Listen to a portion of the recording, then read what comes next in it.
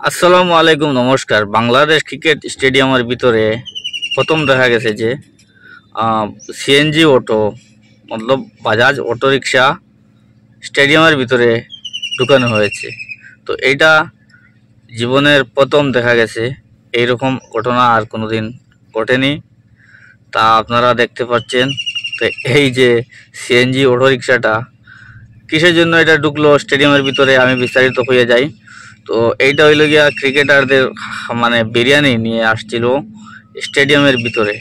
তো এটা এমন যে কিছু নয়, যে জটিল কোনো ব্যাপার নয়। কারণ সিএনজি অটোরিক্সা যেটা, এটাও তো মনে হয় একটা গাড়ি। হ্যাঁ, তো এখানে তো আর ফ্লাইটে নিয়ে নিয়ে নিয়ে আসার তো কথা না। এখানে হয়তো আমরা দেখছি অনেক স্টেডিয়ামের ভিতরে অন্য ধরনের গাড়ি খাবার নিয়ে আসে।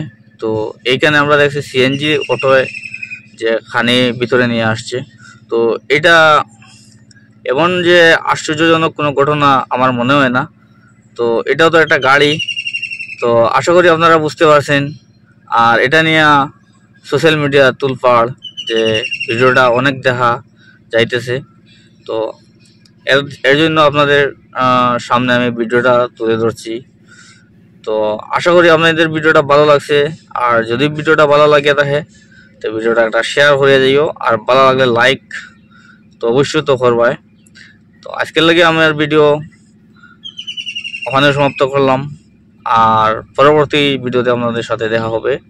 আর এই অটো রিক্সার ভিডিওটা যদি আপনাদের প্রথম দিকে দেখো, তো আবারও বলছি, এটা একটা শেয়ার মারিয়ে দাও, যাতে নতুন নতুন মানুষে দেখতে পায়।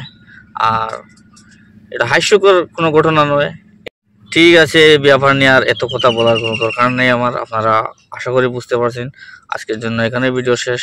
ধন্যবাদ।